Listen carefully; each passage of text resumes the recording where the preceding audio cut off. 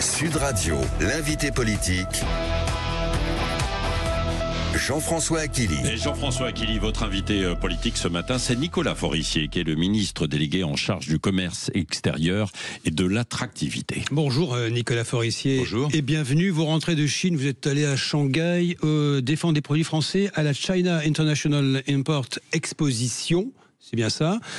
En pleine crise sur la plateforme Chine, tout d'abord, je voudrais vous poser une question qui nous concerne, la politique nationale. Juste avec vous, vous êtes membre des Républicains. La demande de remise en liberté de Nicolas Sarkozy, c'est aujourd'hui. Décision de la Cour d'appel attendue. Vous espérez le voir rentrer chez lui ce soir ? Je pense que ce serait bien, que ce serait juste. Il y a eu ce geste extrêmement discuté. Moi, il ne me revient pas d'en parler et de le commenter, comme on dit, mais d'un point de vue humain, je suis proche de Nicolas Sarkozy et je pense que ce serait une bonne chose qu'il rentre. De toute façon, il y aura le procès en appel, les choses vont se dérouler normalement. Il n'y a pas de raison qu'il reste dans cette prison aujourd'hui. Oui, un ancien président n'a rien à faire. C'est pas bon pour l'image de la France, au-delà même de la personne de Nicolas Sarkozy. Et je rappelle qu'il est encore une fois présumé innocent. Il espère, il l'a dit, pouvoir faire triompher la vérité, sa vérité, qu'il estime être la vérité.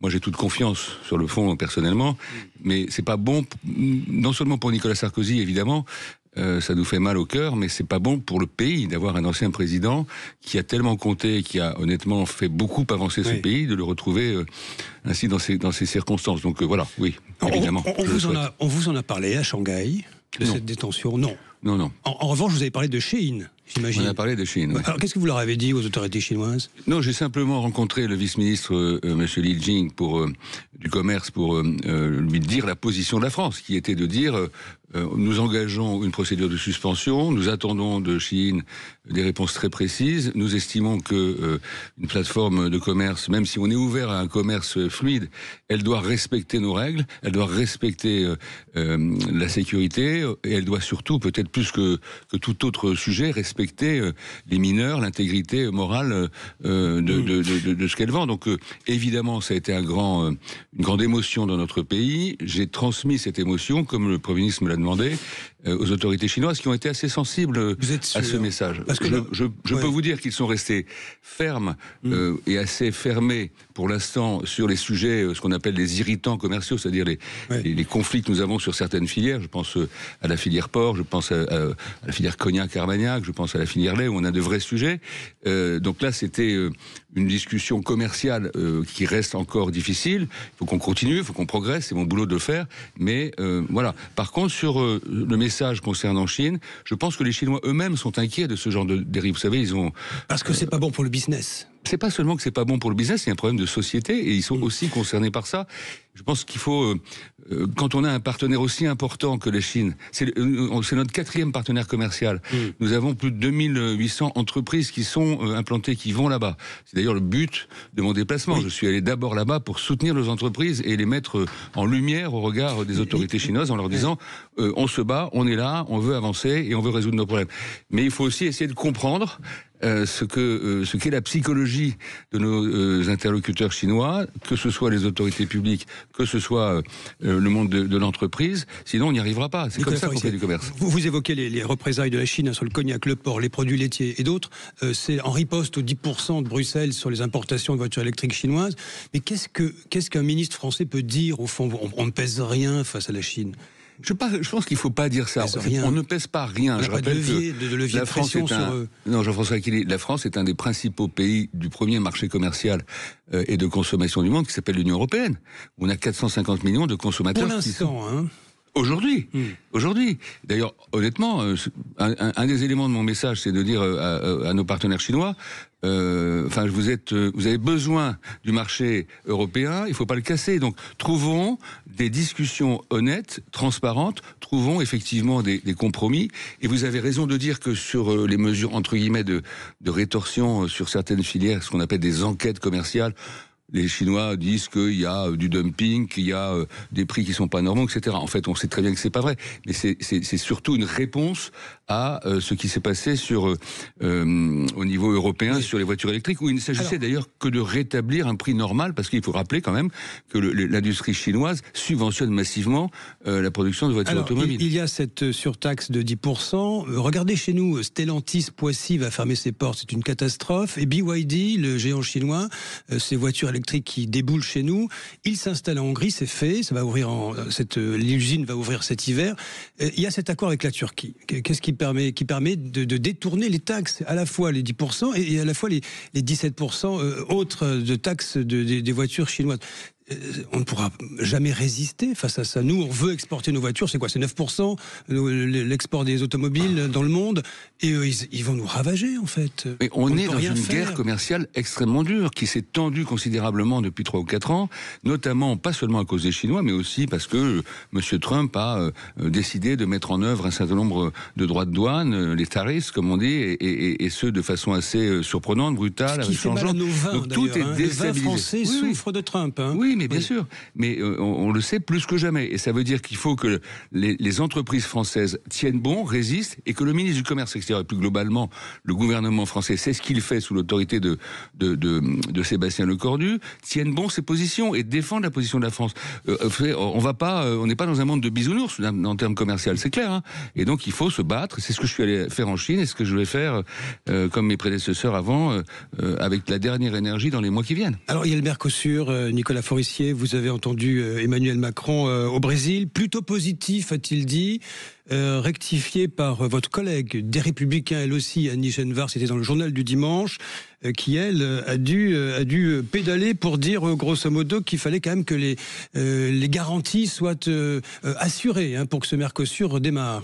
Oui, mais il a commis une gaffe, Emmanuel Macron. Non, pas du tout. Il n'a pas commis de gaffe. Il a simplement, et c'est ce qui a été repris en oubliant le reste. Ça telle enseigne que le président a dû à nouveau revenir sur le sujet pour bien préciser les choses, parce que ça a été un peu tronqué, disons les choses, sa déclaration. Il a simplement dit qu'il y avait eu, je résume, des avancées au regard des demandes, des exigences qui étaient celles de la France sur le traité du Mercosur. Mais il a bien dit aussi qu'il fallait continuer à avancer sur ces exigences. Et c'est ce qu'a très bien précisé au nom du gouvernement et sur une position qui est extrêmement claire pour Sébastien Lecornu et les ministres concernés et tout le gouvernement d'ailleurs, c'est que nous avons 3 sujets. Nous avons ce qu'on appelle la clause de sauvegarde, qui est en fait un mécanisme qui permet d'arrêter tout, de bloquer les choses s'il y a une trop grosse dérive. Pouvoir l'activer. Voilà, si ça déstabilise une filière, pas seulement à l'échelle européenne, mais ça peut être déclaré dans un pays. Donc c'est très important pour la France. Là, on veut des garanties, on veut que ce soit écrit, on veut que nos amis du Mercosur l'acceptent expressément, on veut connaître la façon dont les choses se déroulent, préciser un certain nombre de choses. Donc on est dans une discussion très exigeante avec la Commission. Deuxième sujet, les mesures miroirs. Oui. C'est-à-dire, ce qu'on appelle les mesures miroirs, c'est on impose, la société impose, le consommateur demande à nos producteurs un certain nombre de normes sur les phytosanitaires, sur l'alimentation animale, sur les produits antibiotiques dont on veut pas, etc. Eh bien, s'il y a des produits, et c'est pas seulement le Mercosur, qui sont importés de l'extérieur, ils doivent respecter ces règles, sinon ça veut dire qu'on ne respecte pas ce qu'on s'impose à nous-mêmes, et en plus ça crée des différences commerciales. C'est comme l'ultra fast fashion, on parlait de la Chine à l'instant, ça va débouler chez nous, on n'a pas les moyens de contrôler. Mais moi je rappelle toujours une chose, c'est qu'on est aussi un grand pays exportateur. Si on veut pouvoir exporter, et ça représente 1 salaire sur 4 dans notre pays, si on veut continuer à exporter et même à conquérir des marchés, ce qui est quand même l'objectif qu'on doit s'assigner, il faut accepter d'avoir un commerce ouvert, mais à nos conditions. On doit cesser d'être naïf, et donc c'est vrai au niveau français, c'est ce qu'a rappelé très bien Annie Genevard, c'est vrai au niveau européen, c'est ce pourquoi on se bagarre. Annie Genevard précise, elle rappelle, si les conditions sont remplies. La signature, Ursula von der Leyen, il est dit qu'elle voudrait en finir, allez, le 20 décembre, c'est là. Si les conditions ne sont pas remplies, qu'est-ce que le ministre du Commerce extérieur, les Républicains, Nicolas Forissier, va faire? Vous allez rester? Non, le ministre du Commerce extérieur dira, comme Annie Genevard, que nous exigeons la mise en œuvre très précise des choses qui ont déjà été des avancées que nous avons obtenues. On veut aussi, d'ailleurs, je le dis au passage, et ça concerne y compris la Commission européenne, dans ses moyens et y compris même l'administration française, dans ses moyens, on veut des contrôles, parce que c'est la troisième exigence que nous avons. Ne pas déstabiliser le marché, avoir les mêmes normes sur les produits importés que celles qu'on impose à nos agriculteurs, mais aussi avoir des moyens de contrôle qui soient sur place. Concrètement, les agriculteurs, ils veulent du concret dans leur cours de ferme, ils veulent pas des paroles. Et donc, on se bat là-dessus. Et je pense que nous obtiendrons les résultats, et on n'arrêtera pas de se battre là-dessus. Ne pas être signé, puisqu'il y a la vigilance dont parle Emmanuel Macron, ne pas être signé, ne pas signer le Mercosur. Vous savez, c'est un très long processus. Il peut y avoir une décision en décembre à l'échelle du Conseil européen, sachant que la France, pour l'instant, elle n'arrive pas, elle est un peu, pas isolée, mais elle n'a pas de majorité. Il y a la Pologne, il y a certains pays comme l'Autriche qui sont sur notre ligne, mais pour l'instant, les choses ne permettent pas de bloquer le processus. Donc le processus peut avancer. Néanmoins, vous aurez ensuite, de longs mois et même 1 an, 2 ans pour que les choses soient précisées, ratifiées, etc.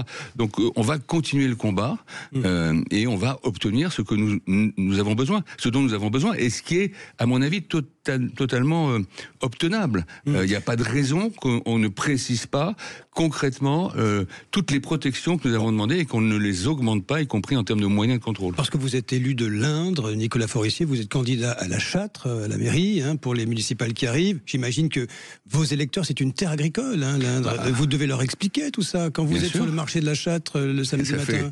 Ça fait des décennies que je vais sur le marché de la Châtre pour expliquer les choses. Et dans les exploitations, vous savez que le Berry est un grand producteur de viande, c'est le bassin allaitant, de charolaise, de limousine, etc. Donc, bien sûr, on est extrêmement à l'écoute, et moi, ça me donne une sensibilité particulière sur ces dossiers, et c'est pour ça que je vous dis qu'il est, comme l'a très bien dit Annie Genevard hier, c'est la position du gouvernement, il est hors de question de lâcher ou de baisser la garde, de ne plus être vigilant, comme le dit le président de la République, et proactif pour obtenir toutes les garanties, y compris en termes de moyens de contrôle, que nous demandons. Nicolas et c'est vrai. Je rappelle juste quand même une chose, c'est que ce qu'on fait là, c'est pour défendre certaines filières qui pourraient être très fragilisées. C'est la production de viande bovine, c'est la production de viande de volaille, c'est les biocarburants, c'est le miel par exemple. Mais vous avez aussi des filières qui vont profiter du Mercosur. Il faut quand même aussi avoir une lecture positive. Ce qu'il ne faut pas, c'est que certains soient sacrifiés au profit d'autres filières. Un mot sur le budget, Nicolas Forissier. Ça reprend mercredi avec la discussion sur la réforme des retraites. Vous êtes les Républicains, vous êtes LR, la suspension de la réforme, toutes ces taxes qui pèsent sur nos entreprises, qui pèsent sur la compétitivité de notre pays, voire même qui nuit à l'attractivité de la France. Mais comment est-ce que vous faites pour rester dans ce gouvernement avec ce qui se passe là à l'Assemblée nationale ? J'ai fait le choix de rentrer dans ce gouvernement parce que je considère que la responsabilité qui doit être la nôtre est celle des Républicains, et c'est d'ailleurs un choix qui a été soutenu à la quasi-totalité des députés du groupe LR à l'Assemblée, je le rappelle. C'est de stabiliser la situation, de trouver un budget à ce pays et un budget de la sécurité sociale à ce pays, et de permettre ainsi de stabiliser la situation, de donner de la visibilité à nos entreprises et aux Françaises et aux Français. Et ensuite, vous aurez un débat qui va préparer 2027. Et les Françaises et les Français trancheront. Et moi, je souhaite que ce débat il ait lieu enfin sur des faits de façon transparente. Et rendez-vous en 2027. En attendant, il faut gouverner le pays. On ne peut pas se permettre de ne pas avoir de budget. Sinon, c'est une catastrophe. Je vous le dis tout de suite. Ultime question très courte. Au moment où je vous parle, vous savez quoi ? Mon regard est attiré par mon smartphone qui est éclairé là. Et on m'annonce la livraison d'un colis dans 2 heures. Est-ce que le ministre délégué en charge du commerce extérieur est favorable à la taxation à 2 € des petits colis qui arrivent? C'est ce qui est prévu dans le budget. Est-ce que vous allez le faire? Parce que ça, c'est important. C'est ce qui est prévu dans le budget. Est-ce qu'on va y arriver? Parce que c'est une question que tout le monde se pose. 2 € pour ces petits qui viennent souvent de Chine. Bien sûr. Non, mais d'abord, ça a explosé, ça pose d'énormes problèmes, y compris à nos douanes. C'est ce qui est prévu par une proposition du gouvernement. Donc ça va être, je pense, voté. Peut-être, il y a eu des amendements pour augmenter cette somme. Je ferai remarquer quand même qu'on est dans un moment assez exceptionnel où le Premier ministre lui-même a dit le Parlement doit s'emparer complètement, et je n'utiliserai pas le 49.3, de la discussion budgétaire. Et on voit bien qu'il y a dans chaque groupe des compromis à faire, mais aussi des avancées, les uns comme les autres. Quand je vois que mes amis des Républicains se sont abstenus, je pense qu'ils le font pour marquer leur désaccord avec un certain nombre de mesures, mais ils ont aussi revendiqué un certain nombre de victoires, de réussites, y compris de suppression d'impôts, je pense aussi au fait de bien indexer les tranches du barème sur le revenu, alors que c'était pas prévu. Il y a un certain nombre de victoires de part et d'autre. Ce qu'il faut, c'est arriver à stabiliser tout ça. Et je compte bien, moi, que... On va conclure, et de compter les bouses à la fin du... à la fin de la foire qu'on compte les bouses, c'est ce qu'on dit dans le Berry, oui. Mais oui, tout à fait. Mais l'objectif, c'est qu'à un moment, tous les groupes qui veulent, au fond, assumer leur esprit de responsabilité et leur culture de gouvernement, ce qui n'est pas le cas, en tout cas, de LFI ou... à preuve du contraire, du RN, eh bien, ces groupes à responsabilité, ils doivent, à un moment, faire effectivement le compte. Et chacun aura apporté un peu, chacun devra aussi faire des compromis, on ne peut pas avoir 100% de ce qu'on propose, mais la priorité absolue, c'est de stabiliser le pays. Et je vous le dis comme représentant, si je puis dire, ou défenseur des entreprises qui se battent sur les marchés extérieurs pour créer de l'emploi en France, parce que c'est ça le sujet derrière. Merci. Pour l'instant, tout est arrêté. Donc il faut absolument qu'on avance et qu'on stabilise. Merci à vous, Nicolas Forissier. Merci. Oui, vous pensez qu'on avance en France? Vous revenez de Chine où ça va, c'est la vitesse TGV. Je pense qu'on a besoin de stabiliser, de prendre des décisions claires et de continuer et de repartir en avant, parce qu'effectivement, ça va très très vite dans le reste du monde. Ça ne vous fait pas un peu peur quand même? Moi, je considère qu'on doit... Chine. Non, mais la Chine est à 180 km/h TGV, 180. Et nous on est à 30 km/h. 300, non? On pourrait dire à 1000 km/h en Chine et à 280 ou 300 chez nous pour le TGV. Je pense qu'il faut absolument qu'on prenne conscience que le monde avance à toute vitesse. Mais moi, je ne suis pas pessimiste. J'estime qu'on doit être combatif. Je pense qu'on doit se battre, y compris en termes de développement des exportations, en termes de rayonnement de la France, pour aller chercher des investisseurs à l'étranger, parce que c'est aussi mon boulot. On doit se battre. Il ne faut pas être pessimiste, mais il faut juste un minimum de bon sens et de stabilité. Ah, le bon sens. Bah tiens, 0826 300 300. Est-ce que vous trouvez qu'en France on en manque de bon sens? Qu'est-ce qui peut se passer aujourd'hui pour Nicolas Sarkozy? J'aimerais vous entendre au 0826 300 300. Il pourrait sortir de prison. Rien n'est moins sûr. Ce que nous disait en fait un avocat qui était avec nous ce matin. Bien sûr, ça peut durer aussi quelques jours. Et puis cette affaire du Mercosur, là aussi, vous réagissez, ainsi que ce qui s'est passé à Rieux-la-Pape. Je sais que ça vous fait réagir avec ces tirs de mortier, cet incendie, avec le tournage d'un clip sauvage en pleine ville. Ce week-end, on a entendu ce matin le ministre de Rieux-la-Pape sur Sud Radio.